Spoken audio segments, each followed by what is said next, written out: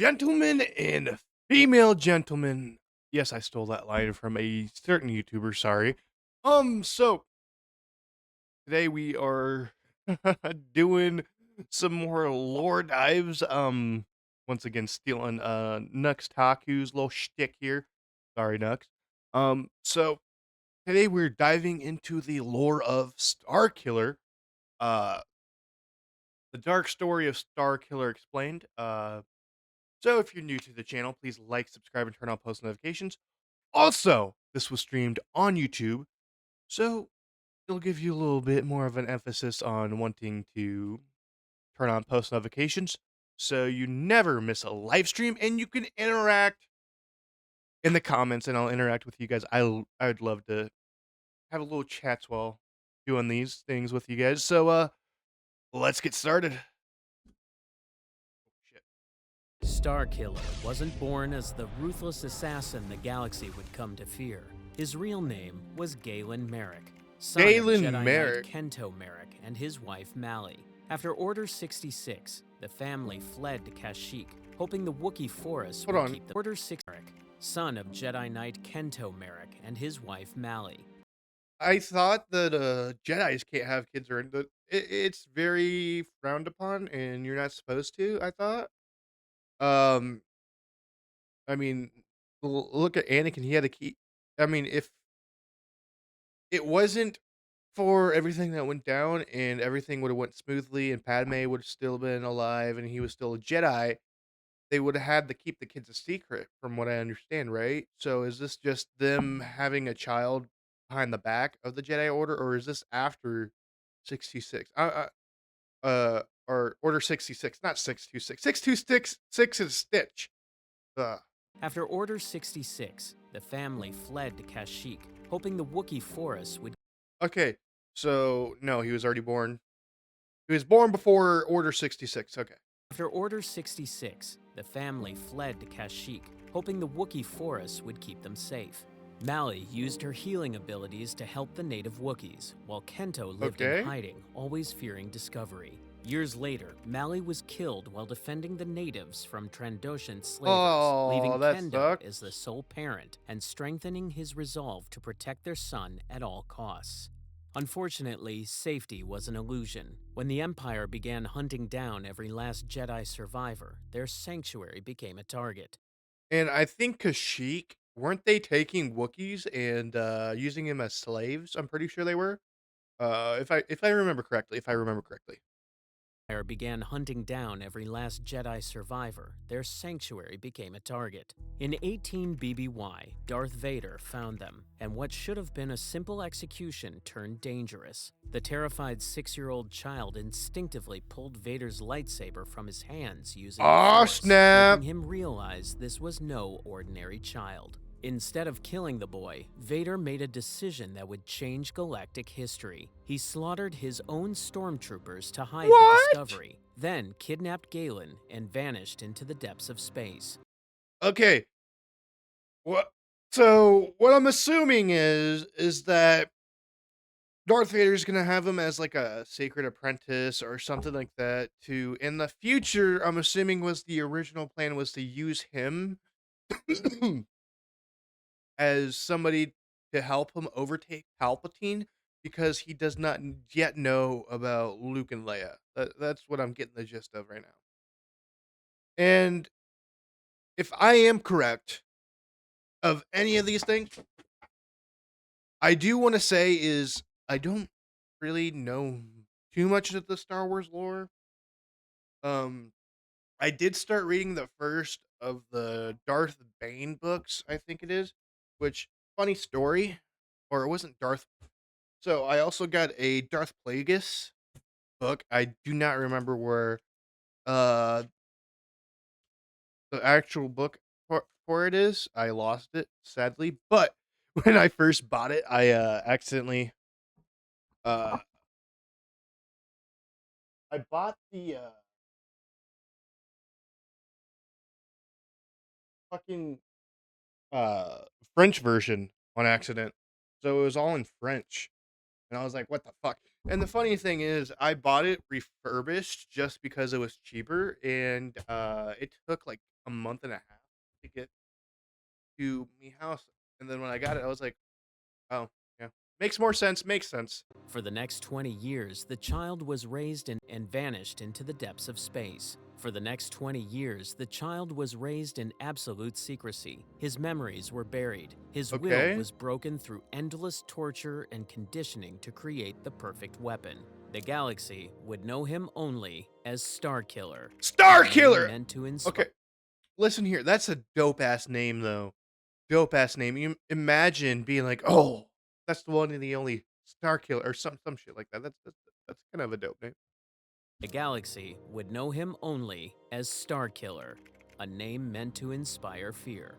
Yet deep inside, a spark of Galen Merrick remained, and it would eventually destroy his master's plans. That's exactly why I've gone through Okay, all the Legends sources, the games, novels, and expanded universe materials to bring you his complete story. all right. Vader's Apprentice. What Vader did to young Galen was the systematic destruction of everything that made him human. He didn't simply train the boy to be a warrior. He methodically erased his identity, his compassion, his very soul. So at this point, as an adult or whatnot, as they're showing him, I wonder if he somehow brainwashed him to make him forget how he found him or something, or he knows everything that goes on or whatever, brainwashed him to make him think that his parents were bad, whatnot. I'm not. Maybe.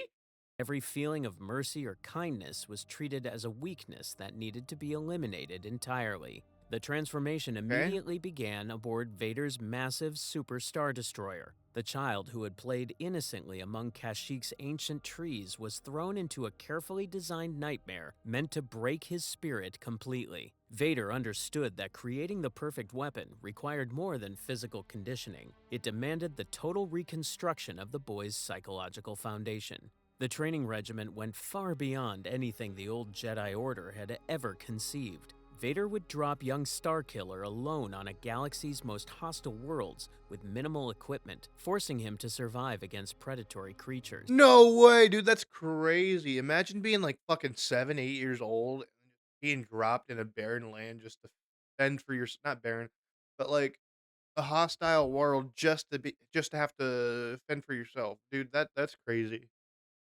These weren't random tests of endurance, but were carefully orchestrated experiments designed to break down every trace of his natural human empathy. These Okay, trials taught him that survival depended entirely on embracing anger, fear, and hatred as sources of power. The message was always the same, reinforced through pain and repetition. Compassion gets you killed, and mercy is a weakness that your enemies will exploit. Only through obviously. embracing your darkest emotions can you find the strength to truly survive in a galaxy that shows no pity to the weak. By age 15, Starkiller could channel his accumulated anger and pain into devastating bolts of Force lightning. The first time it happened was during a particularly brutal training session, where Vader had been pushing him beyond his limits for hours without rest. Mhm. When the exhausted teenager finally broke down and screamed in pure frustration, crackling blue energy erupted from his hand. So I thought that you had to uh what's it called? I thought that you had to be struck by force lightning to be able to use it. I thought that was a thing.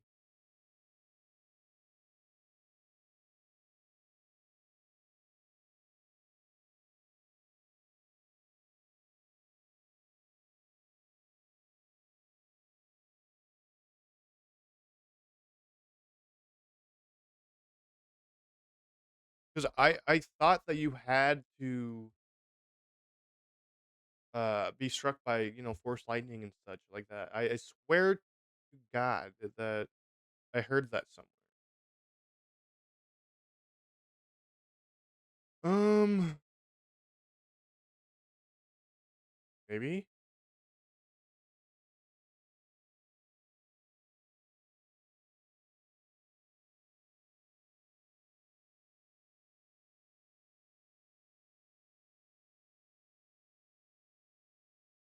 this thing's taking forever.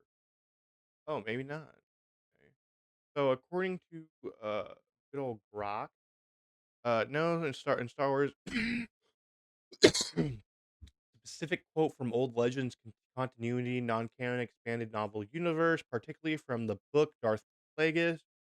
In that story, a character Plagueis describes true Sith lightning as required by the user, eventually experienced firsthand, being the receiving end of the power to fully internalize and master its present as part. So in Legends, I mean, you don't really need to. Okay, in current canon, there's no such requirement. Force lightning is simply a dark power. Okay, so from what I am getting from all this jazz is you don't need it, but it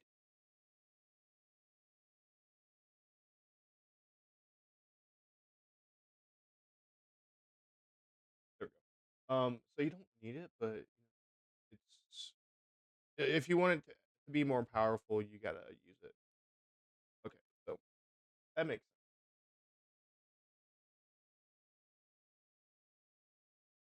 All right, let's continue.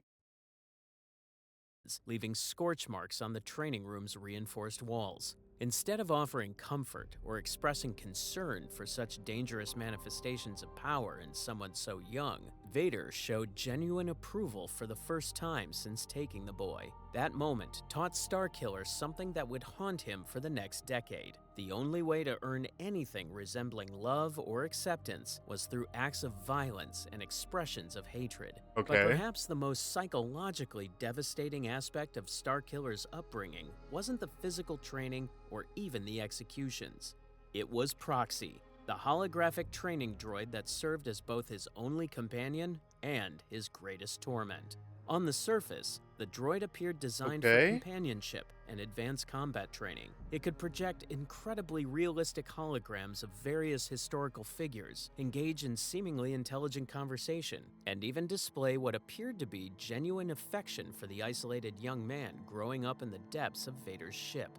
However, hidden deep within Proxy's core okay, programming was a directive that transformed every moment of genuine connection into a potential source of trauma. At completely random intervals, without warning or any discernible pattern, the droid would suddenly and violently shift from beloved companion to deadly assassin. Its okay. holographic projections would transform into lethal opponents wielding very real weapons, forcing Starkiller to fight for his life against what he had believed was his only friend.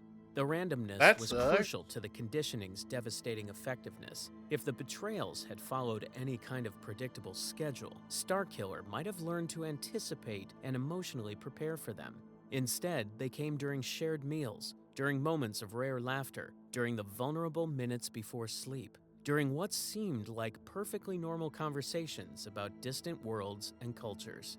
He could never truly relax, never felt So entirely safe in any situation, no so matter how basically peaceful it he used the bot to just keep him on edge and keep him from like having any sort of peace or anything like that to fuck with his head and to keep the anger and all that jazz and keep him using that stuff, you know what I mean?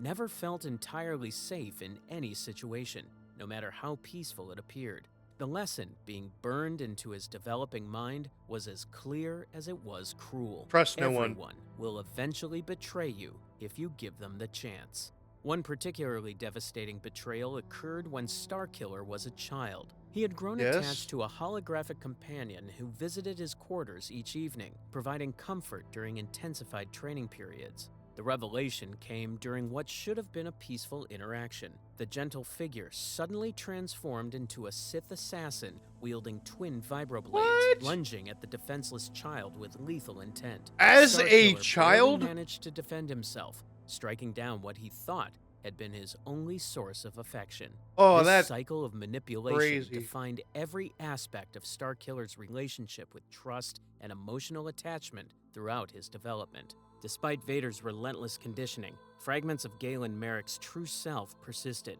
Strange dreams haunted his meditations, fleeting voices, half-remembered faces, and flashes of a childhood Vader had tried to erase. By his late teens, Starkiller had become something unprecedented, a Force Excuse user me, of guys. Sorry. immense power who felt no connection to the light side whatsoever.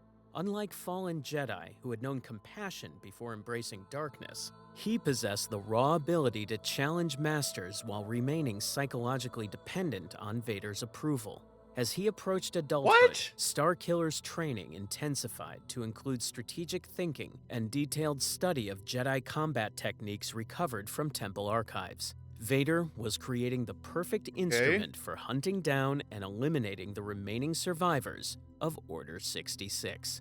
Yet So, his master failed to realize that every weapon, no oh shit. matter how perfectly forged, could eventually turn against its maker. True. The Jedi Hunt. By 2 BBY, disturbing rumors were spreading through the galaxy's criminal underworld about surviving Jedi hiding among the stars. These weren't simply random fugitives desperately trying to avoid Imperial attention. They represented something far more dangerous to the Empire's long-term stability, A living rebellion? proof that Emperor Palpatine's new order could be resisted. Since standard Imperial forces had proven powerless against even individual Force users operating alone, Starkiller finally entered the larger galactic stage. After many long So basically, he's using Starkiller as his basically not sidekick, but tool to get rid of the Jedi. Because from what I remember from the Star Wars lore, Darth Vader was more worried about killing all the other Jedi, while Palpatine was more worried about the politics and stuff like that, if I'm correct. And he did not want uh Darth Vader to go out of his way to kill Jedi, and he's like, at some point it was just a if you come across them, just kill them. You know what I mean? So I'm assuming his whole plan with Starkiller was so he can have somebody go out and be going after Jedi while he can do his stuff with Palpatine and still finding a way to keep him on the down low.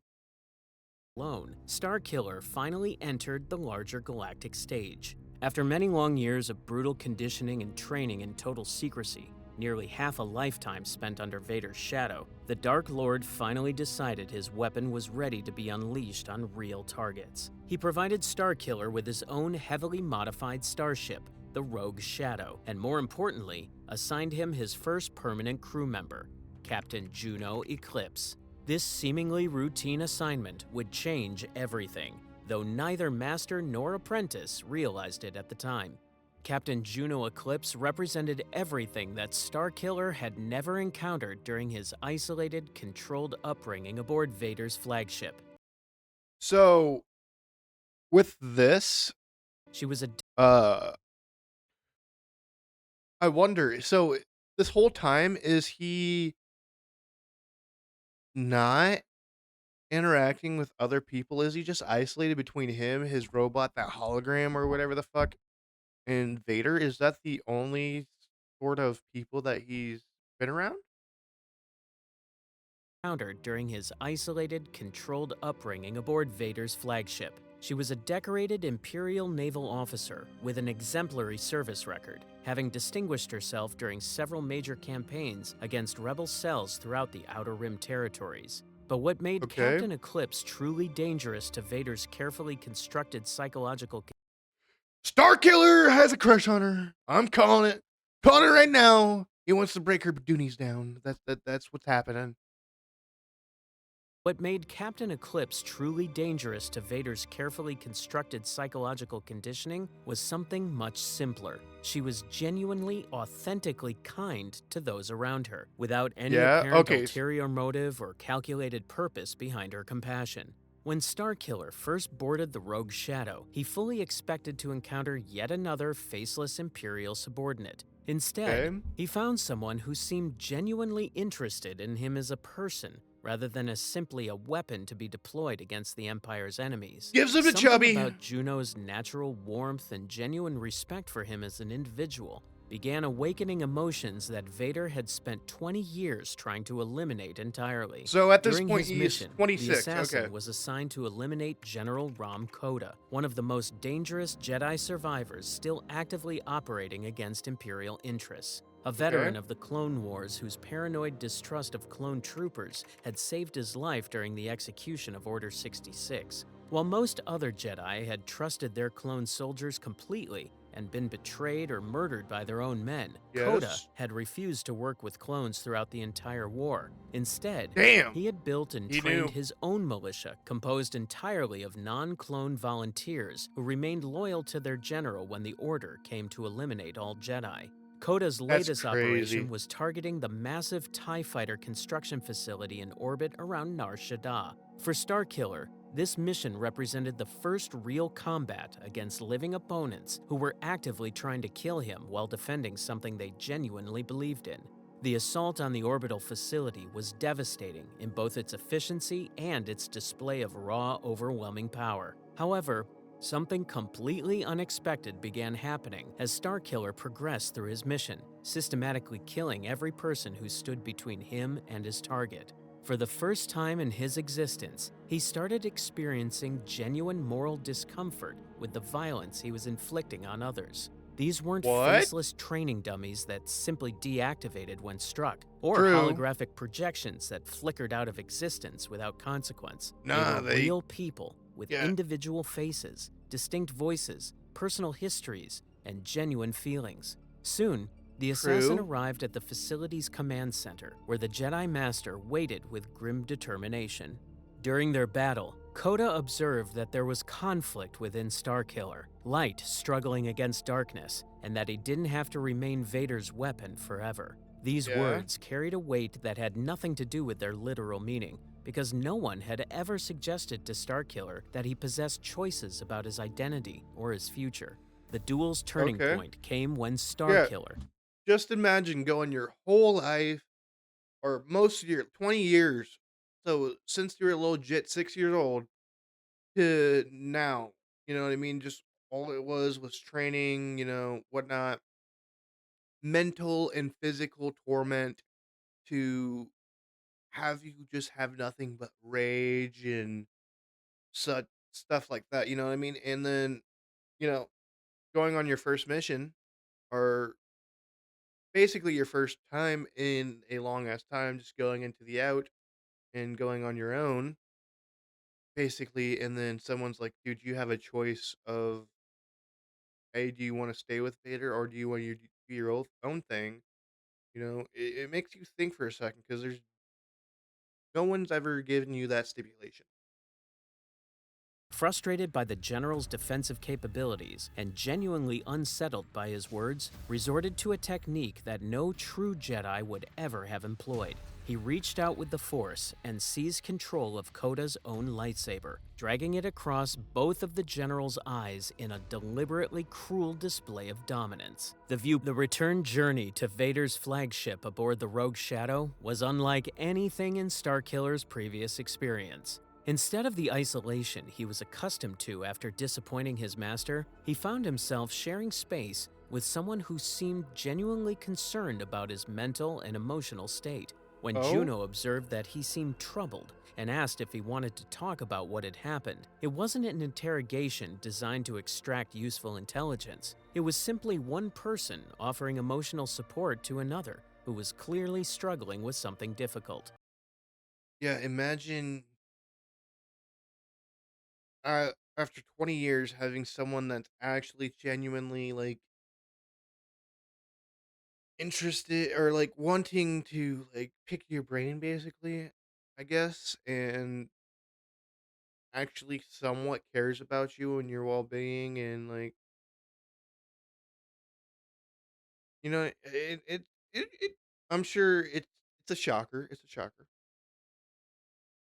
Something about Juno's genuine care and respect was awakening emotions that Vader had tried to eliminate, and this growing internal conflict would make everything much more complicated. The why do I feel like Vader's gonna get wind of this and kill her? Why do I have the feeling that she's gonna do it, or he's gonna have Starkiller kill her? Growing internal conflict would make everything much more complicated. The next stage carried him to Raxus Prime, a planet-sized graveyard containing mountains of discarded technology. The hyperspace journey had provided time to study his next target through Imperial files. Kazdan Paratus, a brilliant Jedi Master whose expertise in droid construction had made him invaluable during the Clone Wars. Paratus had survived Order 66 through circumstance rather than skill. The clone Okay. troopers under his command had already died in a disastrous campaign, leaving no one to execute Protocol 66. The Okay, so traumatic he just got loss, lucky. combined with years of isolation, had severely damaged the Jedi's mental stability. Deep within the technological wasteland, Starkiller discovered Paratus' refuge, a crude but elaborate recreation of the Jedi Temple on Coruscant, constructed from salvaged materials and populated with mechanical mannequins the mad Jedi treated as living companions. That's Advancing through the crazy. makeshift temple, Starkiller cut through Rhodian salvagers and automated defense systems. In the central chamber, he faced not just Kazdan Paratus, but a mechanical recreation of the entire Jedi High Council. The small Alina had equipped himself with a four-limbed harness granting enhanced mobility, while mannequins bearing fallen Council Masters' likenesses activated with vibroblades. The confrontation tested everything Starkiller understood about the nature of madness and grief.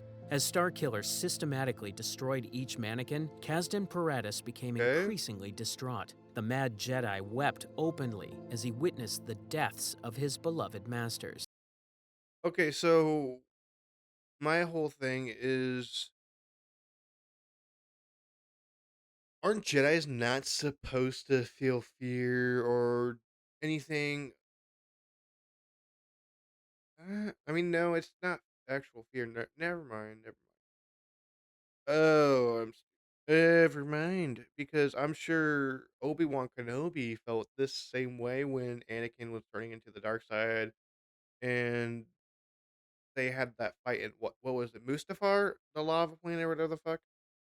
I think it's Mustafar, isn't it? The climax came when Starkiller hurled the Yoda mannequin directly at Paratus, sending the broken Jedi tumbling across the chamber's supports. Paratus attempted to crush his attacker with Okay. salvaged machinery, but Starkiller reversed its trajectory, crushing the mad Jedi beneath tons of twisted metal. As Oh, that's Paratus lay crazy. dying, lamenting his failures, Starkiller experienced an emotion his conditioning had tried to eliminate: pity. The sensation forced him Pity. to confront that his enemies were not just obstacles, but living beings capable of suffering and Yeah. grief. That feeling of unwanted compassion Fear leads to anger. Anger leads to hate. Hate leads to suffering. Isn't that the quote from Yoda? lingered as the rogue shadow carried him toward his final hunt. Soon after, he arrived in Felucia, a world where the Force pulsed with alien Felucia. life. This jungle planet was steeped in raw energy that created massive fungal growths, carnivorous plants, and phenomena defying conventional understanding. Here, Okay. Shakti, one of the few masters to survive the initial purge, had carved out her final refuge. Unlike Paratus, Shakti had not been broken by her experiences. The Togruta master had spent years preparing for this confrontation, using Felucia's force-rich environment to strengthen her connection to the light side, while training with native inhabitants. When Starkiller finally located her meditation platform near the ancient abyss, a massive sarlacc pit, she was waiting with calm determination. Their duel unfolded on ancient ground Okay. where the Force had flowed for millennia. Shakti fought with fluid grace refined by decades of experience, but Starkiller's raw power gradually drove her back toward the Sarlacc's waiting maw, each exchange bringing her closer to the creature's digestive pit. Even as her strength failed, Shakti met Starkiller's gaze with piercing clarity. In her final moments, she delivered truths Vader had hidden for 2 decades: that he Oh was not shit. free, but enslaved, that he served not out of loyalty, but But out of conditioning, fear. and that the Conditioning. Okay. Sith always, inevitably, betrayed their own servants. With these words echoing across the fungal landscape, I don't think it was servants. I think it was the opposite. To be honest, I think it hasn't always been the apprentice always betrays the master take over control. Betrayed their own servants. With these words echoing across the fungal landscape, Shakti made her final choice. Rather than allow execution like a common criminal, she cast herself into the ancient abyss, choosing death with dignity and defiance. Her sacrifice carried a warning that would prove prophetic. Hold Shakti's on, did he just try to catch her? So there is still defiance, her a little bit of humanity to the left in him. ancient abyss, choosing Telling her no. death with dignity He looks shocked in this, like he didn't really want her to die. That's weird. and defiance. Her sacrifice carried a warning that would prove prophetic. Shakti's final words about Sith treachery would prove far more accurate than Starkiller could have imagined. The first great betrayal. Fresh from the harrowing trials at the ruins of the Jedi Temple on Coruscant, Starkiller returned to Vader's hidden audience chamber aboard his flagship. He carried with him the memory of Shakti's death on Felucia and the weight of her final warning. Presenting Shakti's lightsaber as proof of his success, he felt an Okay. anticipation that bordered on excitement. Surely now, after 20 years of preparation, Vader would deem him worthy of their shared destiny. Never before had Starkiller allowed himself to feel genuine pride at Vader's approval, a dangerous emotion his conditioning had taught him to suppress. He dared to imagine a future where he stood as an equal beside his master, where I mean, I guess. Oh, fuck. he dared to imagine a future where he stood as an equal beside his master, where they would overthrow the Emperor together. The possibility filled him with excitement that made him careless about concealing his presence in the Force, a Okay. mistake that would prove catastrophic. This What does Palpatine sense him when he does that? moment of triumph and anticipation would become the foundation of his ultimate destruction and rebirth. The betrayal came without warning or ceremony. The Dark Lord of the Sith had been monitoring their activities from the shadows all along, his Ooh, ancient he knew the eyes taking whole in every time. Damn. detail of Vader's secret apprentice with calculating interest. Before Starkiller could process seeing the Emperor, his master ignited his crimson blade and drove it straight through the apprentice's back, the searing What? energy bursting forth from his chest in an act of cold betrayal. The physical agony was nothing compared to the psychological devastation. 20 years of unwavering loyalty, desperate attempts to earn approval. Hold on. Hold on. So ironically, she says it, and then right after when he arrives to Vader's ship, uh, he gets turned on. That's crazy. 20 years of unwavering loyalty, desperate attempts to earn approval, and sacrificing his humanity for acceptance were all in vain in a single moment of betrayal. And think about this though. That was his only father figure for 20 years since he was 6 years old, and he's just gonna betray him like that. That's crazy, dude. That's sad. Humanity for acceptance were all in vain in a single moment of betrayal. All his victories, all his devotion, all his desperate hunger for approval had meant nothing. To the Dark Lord he had worshipped, he was never a son nor a partner, only a disposable tool, discarded the Okay. moment it served its purpose.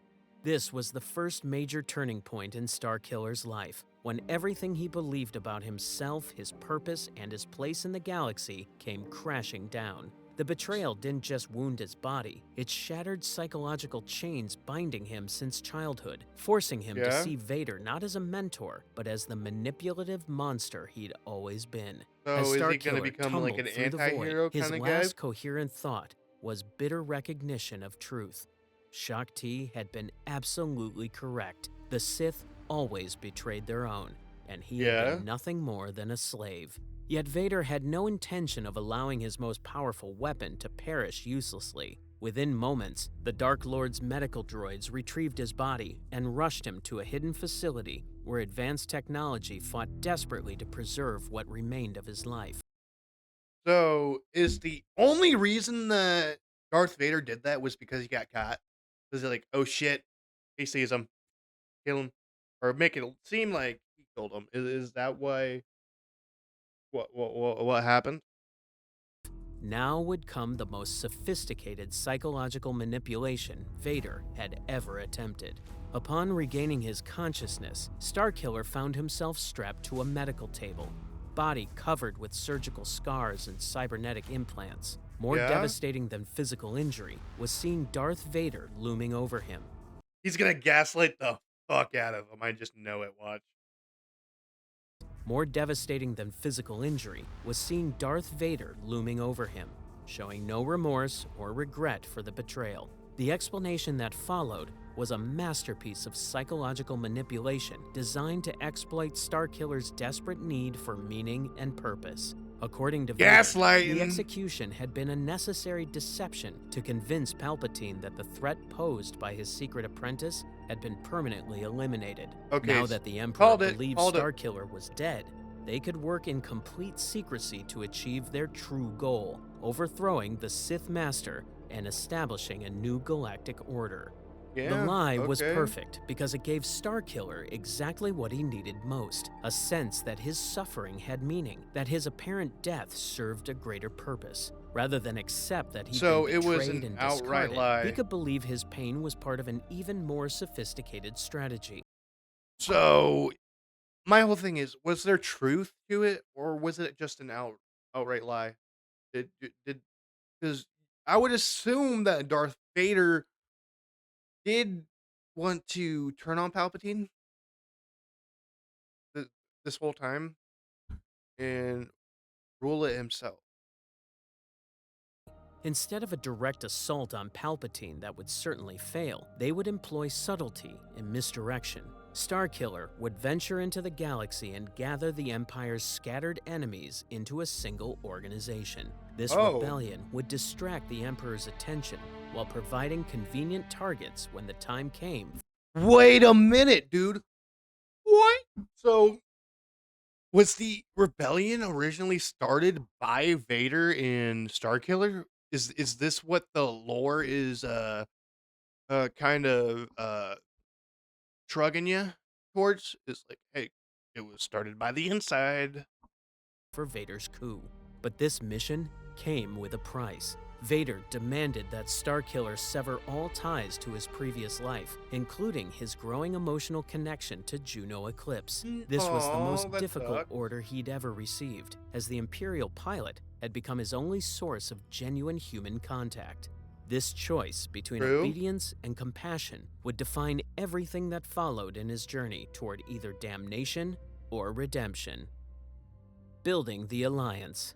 Starkiller's mission to gather the Empire's enemies began with a task that forced him to confront the direct consequences of his previous actions. His first assignment required tracking down General Ram Koda, the same Jedi he had fought and permanently blinded above the TIE fighter facility on Nar Shaddaa. Okay. However, before he could even begin that hunt, Starkiller made the first truly independent decision of his adult life. Instead of following Vader's orders to eliminate all connections to his past, he chose to rescue Juno Eclipse from Imperial custody, where she had been arrested on Because he loves fabricated her. treason charges following his staged execution. This act of defiance, He small loves as it her. seemed, marked the beginning of his transformation from absolute obedience to independent moral choice.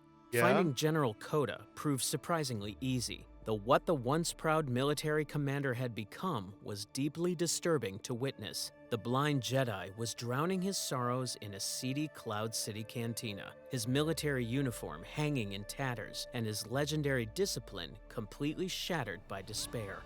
Watching Koda struggle with simple tasks like He became a locating his drunk and drinking shit. glass or navigating around furniture without assistance awakened something in Starkiller that his conditioning had never prepared him to handle. Okay, so my whole thing is, you have the Force. Did he lose his connection with the Force? Is that why? Because I thought with the Force, no matter what, you can still like see or like sense where everything is at around you, so you didn't really need your eyes. Or was he in so much despair that he, lost that connection with the Force. Is that what happened? Awakened something in Starkiller that his conditioning had never prepared him to handle: genuine, crushing guilt over the suffering he had directly caused to another sentient being. From Oh, this moment forward, there we go. Starkiller would begin choosing compassion over the cold efficiency that Vader had tried to make his only guiding principle. So he's When more of like an stormtroopers and their anti-hero. lumbering walkers crashed through the doors of the Vapor Room Cantina, clearly intent on arresting the broken Jedi for his past resistance activities, Starkiller faced his first real test of compassion in battle. His intervention was immediate and devastating, but also revealed how much his approach to violence was already beginning to change. While he fought with all the skill and power Vader had drilled into him, he also Yeah. found himself actively working to minimize casualties among innocent bystanders. The unlikely partnership that developed between former enemies proved surprisingly effective, as they began reaching out to other opponents of Imperial rule scattered throughout the galaxy. So is he just now going to be turning on Vader and kind of doing like a full-on resistance himself, or is this still the plan to where it's going to be the distraction? Because it could be part of the plan, but also at the same time, it's affecting him. Like he's doing both, and then towards the end, he's going to turn on Vader. Maybe. As they began reaching out to other opponents of Imperial rule scattered throughout the galaxy, Koda's extensive knowledge of surviving rebel cells and dissident politicians provided exactly the kind of intelligence networks their mission required, while his reputation among resistance fighters lent credibility to their cause. Their first major joint operation took them to Kashyyyk. R two Princess D Leia two. Organa of Alderaan had been stationed Leia. there as the Okay. Emperor's official observer, a political captive forced to oversee the Skyhook's construction. For Starkiller, this assignment represented something far more profound than a simple rescue mission. Okay. So my whole thing is Leia Organa was arrested plenty of times by Imperials, and then she's gotten out. And also she's come into contact with Vader at least once in the opening scene to Star Wars 4. So, if she was force sensitive, how did he not feel the force inside of her when they met? Cuz I thought you were able to like feel the force around other people to be able to tell if they're like force sensitive or not, you know what I mean? So, how could he not tell with Leia that she was force sensitive? It was a return to the world where his childhood had been murdered and his true identity buried beneath layers of Sith conditioning. Walking among the massive Rocher trees where he had once played as an innocent child named Galen Merrick, buried memories began to resurface after more than 15 years of relentless suppression under Vader's training. Every sight, sound, and scent of the forest carried emotional weight that threatened to overwhelm the psychological barriers Vader had constructed around his Okay. earliest experience. So, does he not remember his parents and Vader killing his parent or his father, and just doesn't remember his parents in general? More disturbing than personal nostalgia was witnessing the systematic oppression being inflicted on the Wookiee population by Imperial occupation Yeah, forces. using him as The mission slaves. also provided a direct connection to his buried past when their search for Princess Leia led them through the ruins of his family's old home. In the most transformative vision, Okay. he witnessed a recreation of the night his father had died, but this time from the perspective of someone old enough to understand what was truly happening. His father's spirit spoke with infinite love and sadness, calling him by his Okay. true name, So he became a Galen, force and ghost. expressing profound grief for what his son had been forced to become. From the ashes of his destroyed past, Starkiller began to reclaim the one thing Vader could never truly eliminate: hope Familia. for Oh, redemption. hope for Their redemption. activities on Okay. Kashyyyk also led to an unexpected encounter with the consequences of his past missions. When Senator Bail Organa disappeared while investigating Imperial activity rumors on Felucia, Starkiller found himself returning to the jungle world where he'd killed Shakti. Okay. So is this all just gonna lead into him turning on Vader? And when he turns on Vader, I wonder if he gets away or if he just dies in combat with Vader. I mean, I would hope he got away. Aren't they making like a Starkiller TV show too? I think they are.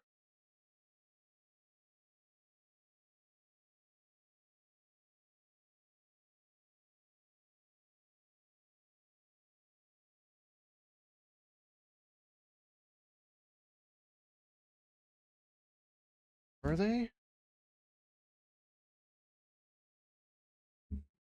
Oh, dang. They're not. There's no official for Star Wars show or series centered on Starkiller, Gale Merrick.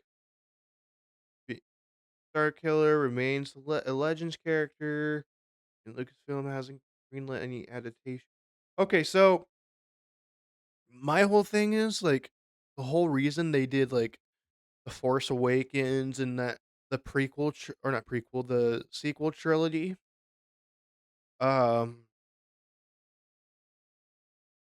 the way they did was because they said there was like no characters or no female. Same thing with like acolytes and shit like that. Whatever, right? So my whole thing is, why didn't they just incorporate characters from Legends and like you can twist their story because Legends is Legends, it's not canon. So like you can still use characters from canon and twist them into your own image, you know what I mean? Or like they're still like basically the same people with like some backstories different or some traits a tad bit different, you know what I mean? I think that would have been way better than what we got. But that's what we got. Hopefully with Kathleen Kennedy stepping down and what's his face overtaking or taking over it. Yes, there's going to be some stuff Kathleen Kennedy greenlit that's still going to be in production just because they kind of have to make it. But after that, hopefully it's a lot better. Hopefully.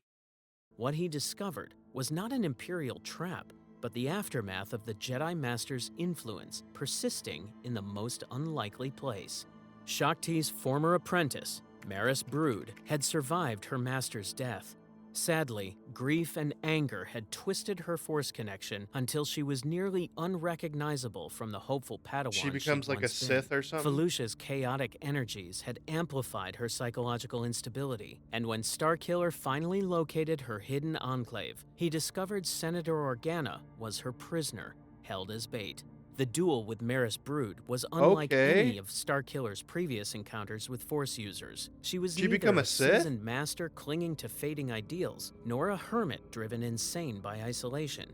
Instead, she was young, unpredictable, and Or like a consumed with dark fury, Jedi? her twin lightsabers flashing with raw skill that lacked refinement but compensated with desperate ferocity. As they fought, Maris raged about betrayal, abandonment, and the cycle of violence that had consumed everyone she'd ever cared about. She accused Starkiller of being nothing more than another Sith executioner, blind to the She can destruction he was teleport? spreading. What? In her words, Starkiller heard disturbing echoes of his own doubts and fears. Yet unlike the fallen Padawan, he was beginning to recognize that darkness didn't have to define his future.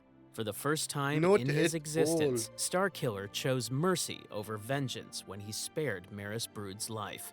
This decision to show compassion to a defeated enemy marked another crucial step in his transformation from weapon to moral agent.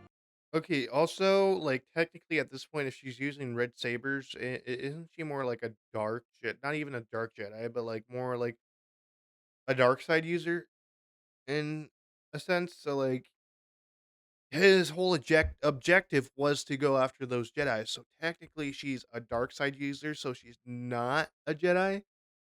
If you get my gist of what I'm trying to say. So technically, he could just let her go. The choice was entirely his own, made not because of orders or conditioning, but because he recognized something of his own pain and confusion in the young woman's desperate fury. Working Okay, he alongside saw General himself Coda, in her. Princess Okay. Leia, and rescued Senator Organa, Starkiller began the delicate process of making contact with other Imperial opponents scattered across the galaxy. This gradually expanding network came to include Mon Mothma of Chandrila, whose political acumen and Senate connections proved invaluable, and Garm Bel Iblis of Corellia, whose military experience provided a foundation for organized resistance. Each new alliance required Starkiller to demonstrate not just combat abilities and tactical knowledge, but Okay. commitment to principles completely foreign to his Sith upbringing. The emerging rebel leaders could sense shadows clinging to him that some questioned whether someone shaped by the Sith could ever truly serve the cause of freedom and justice. Okay, so my whole thing is, right, he's still technically under the not tutelage, but, like, he's still working with Vader. So, technically, Vader's the one that started the rebellion in a way. Like, yes, Starkiller carried out the plan and everything like that, but wasn't it mostly of the brain of Vader? So, this whole rebellion was made by Vader. He was playing both sides. However, beneath that darkness, they also began perceiving something unexpected: the first signs of moral growth, and the remarkable possibility that even someone with his background could choose redemption over revenge. The galaxy's greatest hope for freedom was being born from its most unlikely source. Together, these complementary perspectives form the foundation of what would become the Alliance to Restore the Republic. For Starkiller, standing among these remarkable individuals and contributing to discussions about freedom and justice provided proof that even someone born in the Sith's shadow could choose to serve something greater than personal power. Yeah. Throughout this period of rebellion building, Starkiller maintained secret communication with Vader through Yep. Okay. proxy, There we go. providing Yep. detailed That's what I reports thought. on the growing alliance's membership, resources, and strategic capabilities. At the time, he genuinely believed he was gathering intelligence for their eventual strike against Emperor Palpatine, never suspecting that every piece of information was helping his master plan an even more devastating betrayal. When the moment of ultimate treachery finally arrived, Galen Merrick would learn the true cost of trusting those who served the dark side. Hold on. No. Okay. So technically, Vader started the rebellion, but his original plan for the rebellion was to gather all these rebels to kill them. Is that what the original plan was? And then it kind of turned into, "Fuck you, you're not gonna get us." They get away, and it becomes an actual full on rebellion that comes to bite him in the ass. Is that what's going on right now? The perfect trap. The trap that would determine the future of galactic freedom was sprung with clockwork precision during what should have been the rebellion's moment of greatest triumph. The Yeah. secret conference on Corellia had proceeded exactly according to their carefully laid plans, with Yes. representatives from across the galaxy gathering in a hidden facility beneath Coronet City to formally sign the founding documents of the Alliance to Restore the Republic. A cause built Okay. on Yep. hope, not fear, on unity, not control. The documents being signed promised rights no ruler could take away, fair representation for every system, and rules to stop any one person from holding absolute power again. The A rebel true leaders had democracy. spent Okay. months working toward this moment, pushing past disagreements, scarce resources, and the constant danger of Imperial discovery. Senator Organa's diplomacy brought the groups together, and Mon Mothma's vision turned the scattered cells into a unified fighting force. Watching them choose a cause greater than their own survival, Starkiller felt something his Sith training had never prepared him for: Hope. genuine love for people willing to Love. risk Oh, everything okay. for the freedom of others. Without any warning, Vader's perfectly coordinated assault began. The Imperial attack was quick and Okay. Yeah. precise, showing So clear he was just knowledge of the used. facility's security and escape plans. Leading the assault was Darth Vader, accompanied by stormtroopers specially trained to deal with Force-sensitive targets. The betrayal cut far deeper than mere military strategy. It struck at the very heart of trust, redemption, and the possibility that people could genuinely change. Holy shit! Holy shit! Hold on.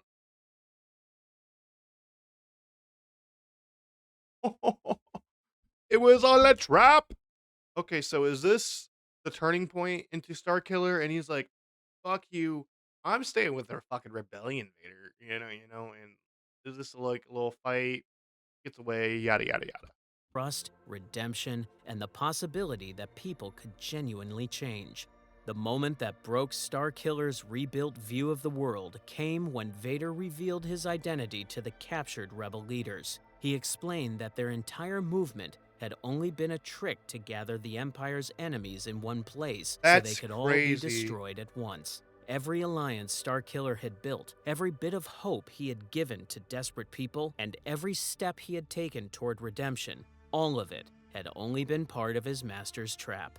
These were No people who had trusted way. him He despite got his dark used origins, who twice. had seen potential for good within him, even when he couldn't see it himself. And watch, The they're not gonna hand of trust him Emperor anymore, huh? Palpatine was evident in the betrayal. He had permitted the rebellion to grow just large enough to be destroyed in one devastating stroke, ensuring that when it fell, the galaxy's fragile hope would be shattered. The fight seemed lost How until does help came Organa get from the out? most unlikely source, the one who had shared his journey and understood how deeply he had changed. Proxy's ultimate sacrifice provided one final chance for something greater than mere revenge. The Okay. ancient training droid hurled itself into direct combat against Darth Vader with a No ferocity that way! pushed its programming far beyond What? original design That's specifications. crazy. This was no longer the artificial companion that had been programmed to betray Starkiller throughout his childhood. This was a consciousness that had chosen loyalty and genuine friendship over its original That's directives. In its final, crazy. desperate gambit, No Proxy way. projected the holographic likeness of Obi-Wan Kenobi, Vader's former Jedi Master, Yeah? whose memory still retained the power to disrupt even the Dark Lord's legendary self-control. The sight created just enough confusion to give Starkiller the opening he desperately needed. That crucial moment of chaos allowed Juno Eclipse to pilot the rogue Shadow through the Imperial blockade with miraculous skill, sweeping Starkiller from the battlefield on the fleeing ship. As Juno cared for his wounds, she finally asked the question she had held back for too long: his true identity. Dude, that's absolutely fucking insane. Big brain play by Vader and Palpatine, but like, holy shit. Holy shit. So, the whole Palpatine finding him and then Vader doing that, was that a whole like a part of the plan to make it seem like, hey, Palpatine thinks you're dead? And then he's like, "Hey, sleep down. I grabbed the fucker.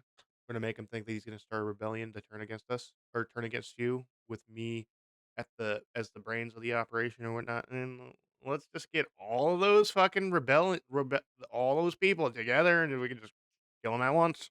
You know what I mean?" For the first time, Starkiller answered with complete honesty. His name was Galen Merrick, and he was no longer anyone's weapon. But their brief moment of safety ended when they received intelligence that would force Galen to confront the ultimate consequences of both his past actions and his present choices.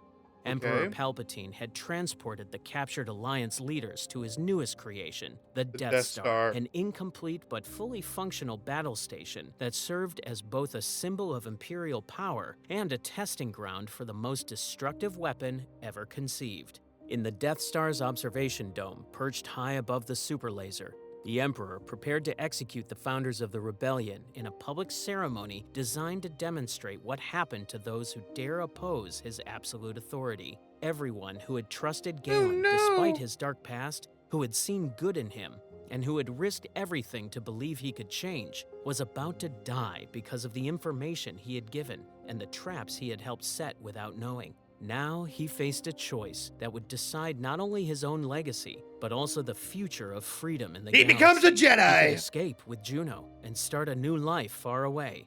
Or he could do the impossible: enter the most heavily guarded base in history, Did he just confront the kiss two her? most the impossible. Enter the most heavily He guarded base does. in history, That confront the two most Chad. powerful Sith Lords alive, and try to save the people whose only crime was believing he could choose good over evil.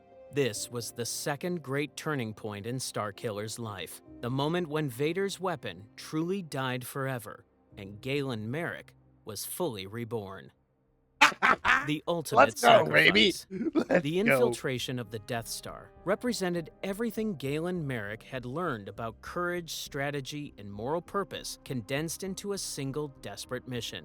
The battle station's corridors were filled with Imperial forces expecting his arrival, but his approach Oh, they was knew no he was longer coming? that of Vader's assassins seeking to eliminate obstacles. Instead, he fought with the focused determination of someone who had finally found something worth dying for. The path to the observation dome took him through the Death Star's most heavily defended corridors, guarded by stormtroopers and defenses designed to stop even a Jedi. Every Okay. obstacle overcome brought him closer to a confrontation he knew he could not survive. Yet his resolve never wavered, because the stakes extended far beyond his own fate. Galen's path through the Death Star forced him to face the full scale of Imperial cruelty. It was not just a battle station, but a symbol of absolute power, built to crush hope itself. That's Every crazy. hallway, every weapon, every prison cell reflected the Empire's belief in fear, Oh, there was prison cells. control, Yeah, and the obviously there was removal fucking of all prison cells in the resistance. fucking. His mission was no longer only about rescuing the rebel leaders. It was about showing that even the Empire's greatest creation could be challenged by someone who chose love over hate and sacrifice over selfishness. This time, Galen fought not to prove himself worthy of his master's approval or to demonstrate his growth as a weapon of war. He fought to save the lives of people who had shown him unconditional acceptance and genuine love. Yeah. Never before had he entered combat without internal see this. reservations about his Oh, purpose, yes. and he discovered that fighting from a foundation of love and selfless devotion made him stronger than fear and hatred ever could. The And then he battle gets in the his Death ass Star's whooped throne room and was died. unlike I'm kidding, anything kidding. seen before. It was more than a contest of skill. It was a clash of two beliefs about power and purpose. As the duel went on, Galen realized something that changed his approach. Winning was not about greater strength or sharper skill. It was about showing that the light side's belief in redemption and second chances was stronger than the dark side's hunger for control and revenge. Yes. The turning point came when he managed to penetrate Vader's seemingly impenetrable defenses through a combination of unconventional tactics, sheer determination, and the kind of inspiration that can only come from fighting for others rather than yourself. The duel reached its climax as Starkiller's furious assault sent the Dark Lord crashing to the floor of the observation dome. Standing over his defeated master, Galen faced the final test of his journey. He had the power and every reason to end Vader's life and take revenge for years What is of the only abuse reason and he was still betrayal. alive But was before he because could of act, mercy? Emperor Oh, Palpatine stepped from the shadows with the same offer that had corrupted so many before. Kill Vader, take his place, and claim power beyond imagination. It was simple and tempting. All Galen had to do was give in to his anger, strike down the man who had taken his childhood and his father, and accept a Sith legacy stretching back thousands of years. In that crucial moment of ultimate decision, Galen Merrick remembered who he truly was and what he had chosen to fight He chooses not Instead to, of and then gets holding on stabbed. to I'm kidding. pain and anger, Kidding! Galen thought of the people who had believed in him, even when he could not believe in himself. He Yeah. remembered General Koda's trust in a former enemy, Princess Leia's courage against impossible odds, and Senator Organa's faith that even someone with his past could choose justice over power. Most Okay. of all, he thought of Juno Eclipse, who had seen past his training in darkness to the person he could become if he chose Aww. love over hate, compassion over cruelty, and hope over despair. Rather than take the revenge and power the dark side offered, Galen made the choice that defined him as free. He shut down his lightsabers, cast them aside, and threw himself into Palpatine's lightning, using his body as a shield to protect the rebel Okay. leaders who trusted him. The dark side tore through him with unbearable pain, but he held on through willpower and the knowledge that his suffering Holy was saving shit! others. After a lifetime of being used as a weapon, Galen finally chose how that weapon would be used one last time. Through his ultimate sacrifice, Starkiller completed his transformation from instrument of destruction to legend of hope and redemption. Okay. With one final act, Galen took the full force of Palpatine's attack and released it in a massive burst of energy that hurled the Emperor backward and shook the Death Star. The explosion Yeah? tore apart the throne room and caused enough chaos for the rebel leaders to break free and escape. When the storm of energy cleared, Galen Merrick lay still on the shattered floor. His Oh, is he sacrifice dead? was complete, and in his last moments, he felt peace and the certainty that he had made the right choice. As his life faded, Crazy. Galen's final sight was the rebel leaders escaping toward freedom and the future he had made possible by choosing light over darkness. In honor of Galen's heroic final stand, Princess Leia proposed that the Alliance to restore the Republic adopt the Merrick family crest as their official symbol. The ancient starbird design became one of the most recognizable Ooh, emblems in okay. galactic That's history, dope. carried on flags, uniforms, and starships throughout the coming war. Every time Alliance fighters saw that symbol, they would remember the man who had given everything to ensure that their cause would survive and eventually triumph. Galen Merrick's story should have ended there, with redemption It so continues? complete that it changed a weapon forged He's by the not Sith dead! into a He's marker for alive! freedom. But Darth Vader could not let it go. His inability to accept the Is he loss gonna of his brainwash greatest him again? creation gave Starkiller's tale a haunting epilogue. Vader's obsession. The death of Galen Merrick should have ended Starkiller's influence on galactic history. Okay. Instead, it began Vader's descent into an obsession that would ultimately lead to his own downfall. Unable Is he gonna try to clone him? to face the loss of his greatest creation, and perhaps haunted by emotions he refused to acknowledge, the Dark Lord descended into an obsession that would consume him entirely. The very completeness of Galen's sacrifice made it infinitely more disturbing to Vader than any simple death in combat would have been. His apprentice hadn't merely died, he had consciously chosen to die for principles that directly contradicted everything Vader had spent 20 years teaching him. Okay, does he become a Force Ghost? Force Ghost? No, I highly doubt it. In doing so, Galen had proven that Vader's entire philosophy of power and control was fundamentally flawed. This discovery shook Darth Vader deeply. If someone raised from childhood to serve the dark side could still choose the light, it forced Yeah? uncomfortable questions about his own path. Rather than face those doubts, Vader turned to denial and drastic action.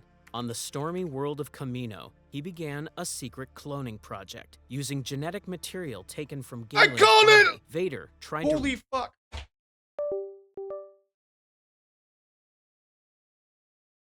Oh, how did I call it, dude? That's crazy. cloning project. Using genetic material taken from Galen's body, Vader tried to recreate his apprentice, not only his strength in the Force, but also his memories, skills, and most importantly, his complete loyalty. Because Yeah? Galen had chosen sacrifice over power, Vader tried to build a replacement who would never betray him. Vader's plan was twisted Okay. and ultimately futile. He aimed to recreate Starkiller's power while stripping away the conscience that had led to Galen's betrayal. So I thought the only Force sensitive clones that were out there were Palpatine's new body when he returns and Snoke. Because Snoke isn't Snoke like a clone of Palpatine?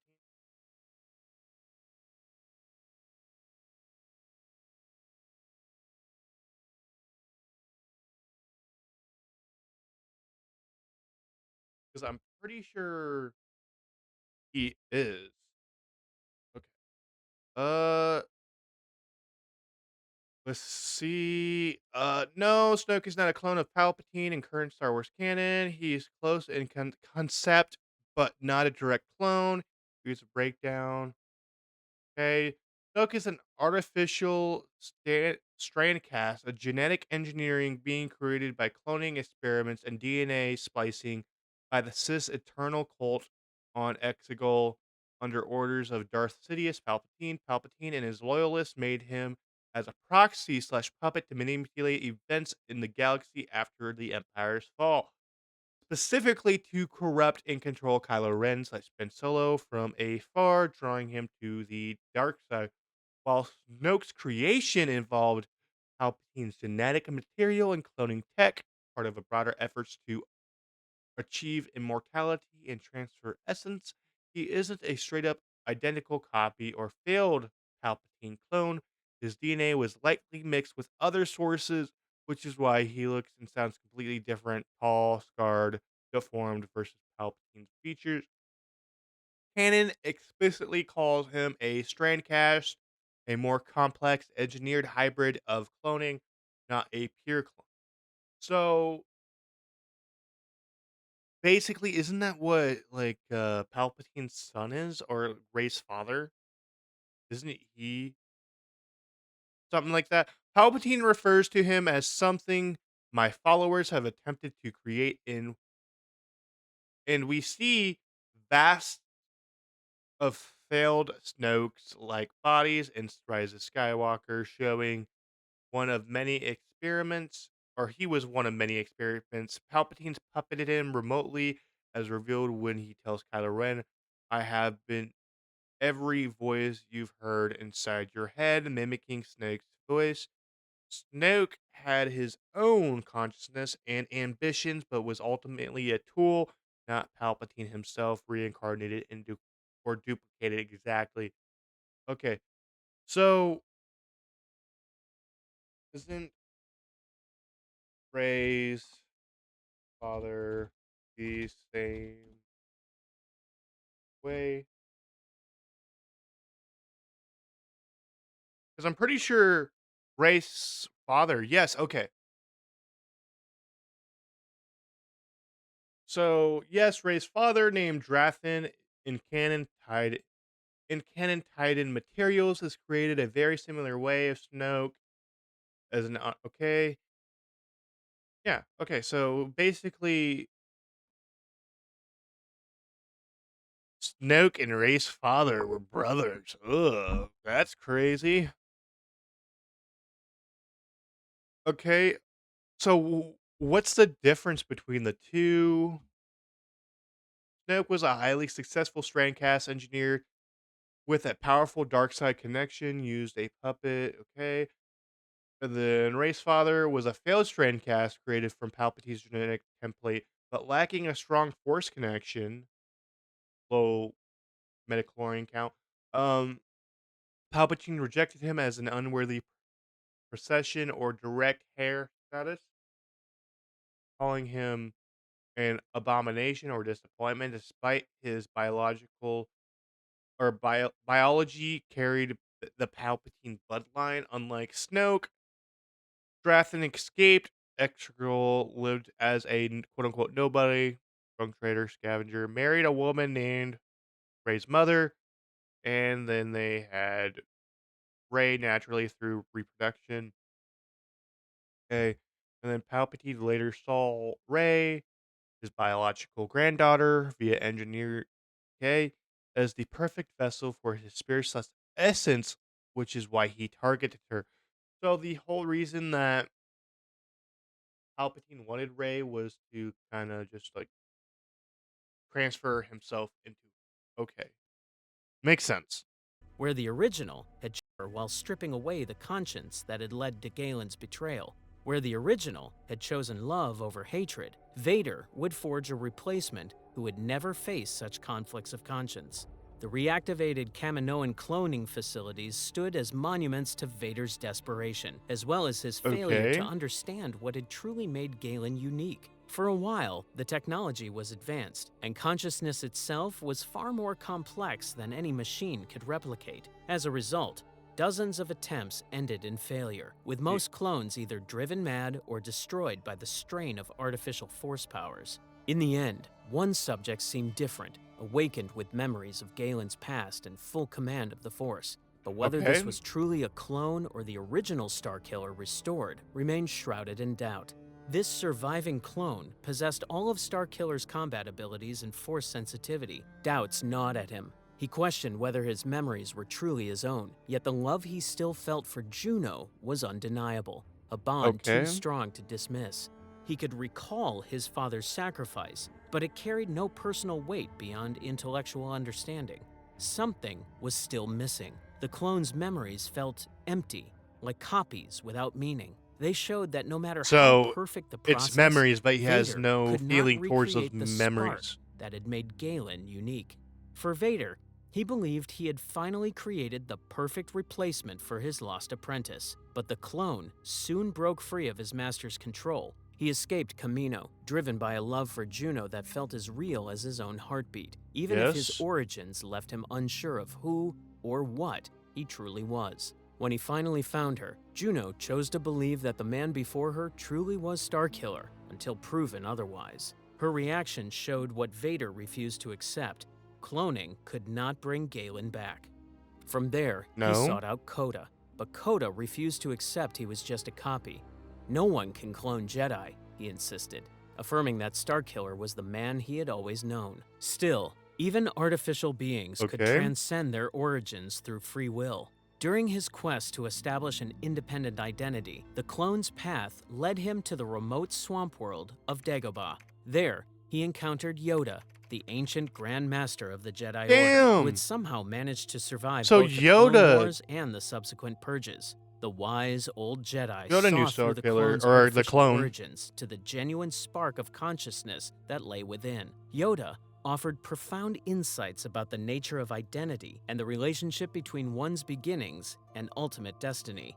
When the clone questioned whether an artificially created being could ever be considered truly alive and capable of genuine moral choice, Yoda's response was both simple and revolutionary. He Okay. explained that what mattered was not how someone began, but the choices they made. It was a True. truth Vader could never accept, and proof that his obsession was misguided from the start.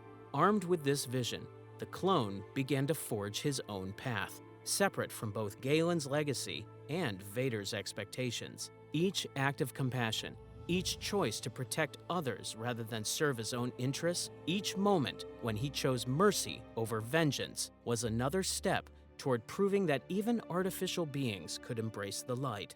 The final confrontation Okay. between the clone and his creator occurred in the heart of the Camino cloning facilities, surrounded.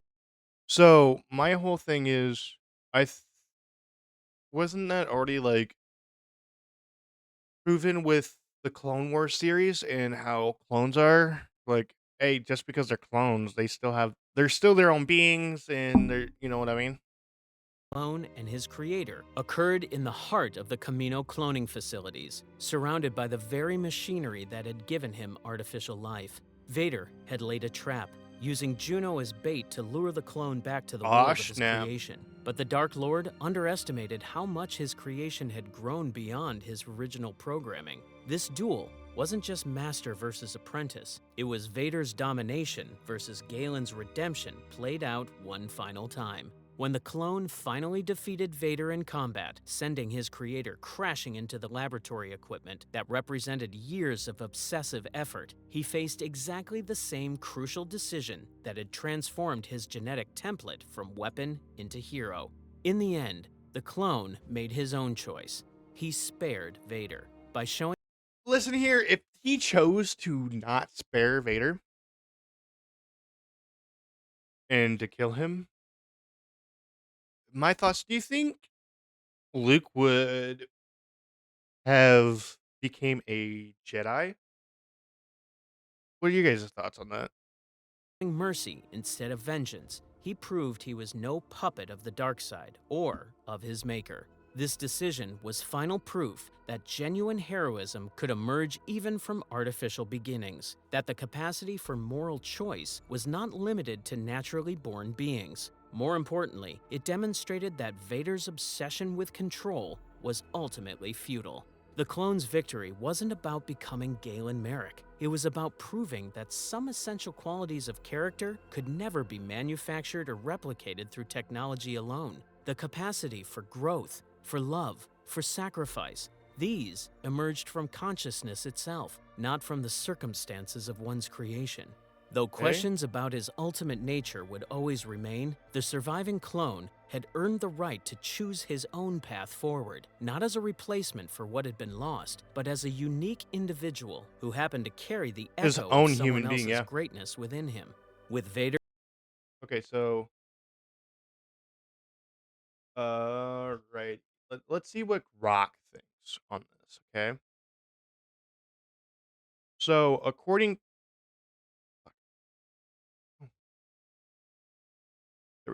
Okay, so according to Grok, yes, he would have still. Uh, yes, Luke Skywalker would most certainly still become a Jedi, even if Starkiller's clone, Subject 1138 from The Force Unleashed 2, had chosen to kill Vader during their duel on Kamino to save Juno Eclipse. This is all in Legends continuity, the old expanded universe, since Starkiller, Galen Merrick, and his clones are non-canon now. Here's why Luke's path likely stays on track. Timeline placement: The Force Unleashed 2 is set in 3B ABY, shortly before or around The Empire Strikes Back. The light side ending has the light side ending has the clone Starkiller spare and capture Vader alive after defeating him, with the rebels taking Vader as prisoner. This is the canon Legends outcome for the game. Through the series was left open Though the series was left open-ended, the dark side ending where the clone kills Vader is non-canon and leads to the Dark Apprentice, a perfect dark side clone, immediately killing the player's character instead, with Vader surviving anyways. Even if Vader dies early, Vader's death wouldn't derail Luke's journey. Luke's path to become a Jedi starts independently. Obi-Wan Kenobi already begins guiding him in A New Hope, Zero BBY, long before any TFU events. Okay. So Luke leaves Tatooine, joins the rebellion, destroys the first Death Star, and seeks Yoda on Dagobah, largely due to his own drive. Leia's message and Obi-Wan's influence not directly because of Vader's actions post A New Hope. Yoda trains Luke in Empire Strikes Back, 3 ABY. So the same time where Starkiller is fighting Darth Vader. So either way, he would have still became a Jedi of some sorts. Potential changes: if Vader dies on Kamino, 3 ABY, the Empire loses its enforcer early. Palpatine might promote somebody like an Inquisitor, Tarkin if he's still alive, or accelerate finding a new apprentice. But the rebellion gains a huge boost, possibly accelerating their victory. Or Palpatine might want to find Luke to have Luke become his apprentice and kind of do the same thing that he did with Anakin. Luke still faces trials, confronting his heritage, learning Vader slash Anakin is his father. Might happen differently or later, perhaps via holocrons or Yoda slash Obi Wan. I mean, in my head, I think he would meet Palpatine at some point, and Palpatine would probably be the person to tell him. In Legends, Luke becomes full Jedi Knight by of Return of the Jedi for ABY through mastering control over his emotions, refusing to kill in anger. Vader's presence fuels that arc. The father son confrontation is key to Luke's growth. But if Vader's already dead, Luke might face Palpatine directly or find another path to prove himself still emerging as a Jedi. Um, no legend source suggests Vader's survival is required for Luke to train or become a Jedi. In fact, what if discussions, fan theories, forums often conclude Luke would still train under Yoda and Obi-Wan and fight the Empire, possibly ending the war sooner, which I think would actually happen too, without the emotional Vader twist to complicate things, and also Vader won't be in the way as much as he was in the series. Counterpoints from Dark Side entering in the non-canon Dark Side path of TFU games. Alternate futures show a dark Star Killer potentially turning Luke to the dark side, uh, e.g., in DLC visions or the Armored Star Killer storyline. But this isn't. That's if Star Killer stays dark and serves Vader slash Sidious. If the clone kills Vader out of light side motivations, which I think would be more realistic, to save Juno, reject Sith control, it aligns more with heroism, potentially even helping the rebellion further, which can make Luke's path easier, not harder. So I wonder, what if Luke was trained by Starkiller?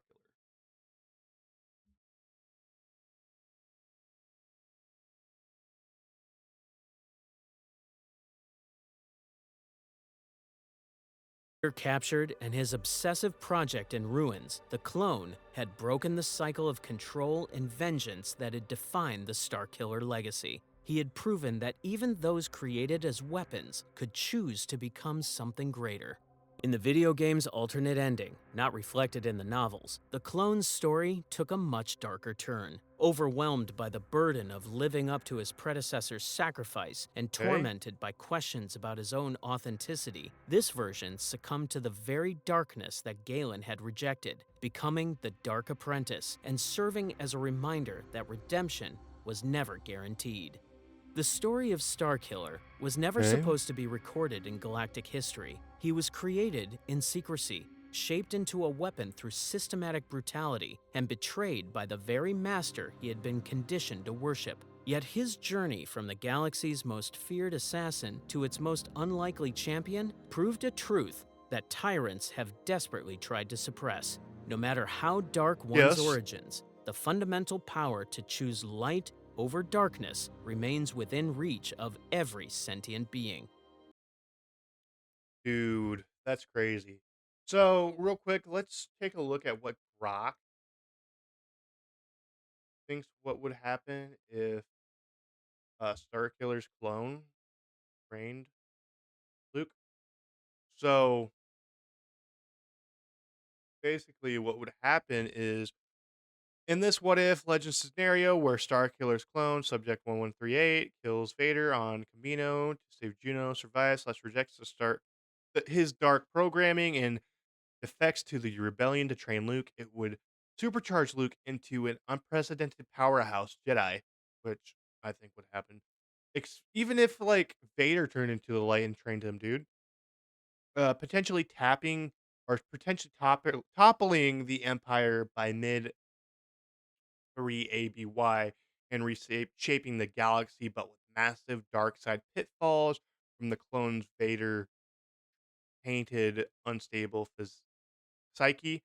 Um, This builds directly off the Force Unleashes two's light side leaning, clone sparing Vader canon, but flips to a I can't fucking speak right now. Heroic dark choice kill, assuming he overcomes cloning defects and Dark Apprentice, his perfect dark twin. No official comics, novels, or infinities explore the exact path. It's pure fan speculation echoing desires for Starkiller aiding the rebellion. Um, so let's just look more into what Luke would be training like. Yoda Obi-Wan will kickstart Luke, Dagobah basics, but clone amps it to an elite level. Style fusion. Vader's brutal uh Form 5 plus Merrick's acrobatics slash explosive force, lightning storms, battle repulse, one handed. Okay. Luke's Masters dual wielding. Luke Masters dual wielding, force crushing star destroyers, mid pull. Okay. Dark side edge. Clone teaches controlled rage, giving Luke Palpatine tier offense early, no more, only defense. Dogma. Yoda warns of imbalance. Okay. Duration months of intense sparring. Luke hits night level by Endor time frame. Clone as dark touched mentor like alive Kriya. Night of the Old Republic 2. Um Aspect combat, whatever. So major ripple effects. The Empire crumbles faster.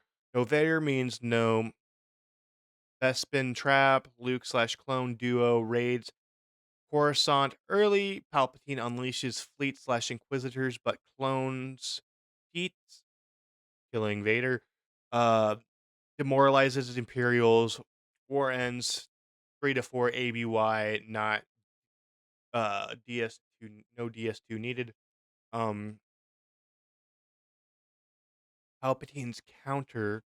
Palpatine's accelerates clone slash essence transfers. Exegol hints. Uh, Tempts clones his creation's creation or possesses him. Tragic betrayal or clone shields Luke dying heroically. Um, Luke's arc learns Anakin's full fall from clone Vader's apprentice stories. Redemption theme shifts, saves the clone from madness, not Vader. Luke emerges balanced Grandmaster, founding Jedi with gray elements. Dark twist and bad ending, clone instability. Cloning causes blackouts slash rage fits. TFU 2 canon infects Luke, mirroring Anakin's fall, or clone snaps, turning Luke dark. Okay. And then the rebellion fallout. Heroes distrust Vader's monster, quote unquote. Slash Kodo clash with the clone's methods. Blah, blah. Okay. So basically, it can give them the edge they needed. And so basically, if this were to happen, there'd most likely be no Ray storyline, which I would rather have this than a Ray storyline, to be honest. But you can't change what's already good, or you know what I mean. Okay, I mean it's a good story.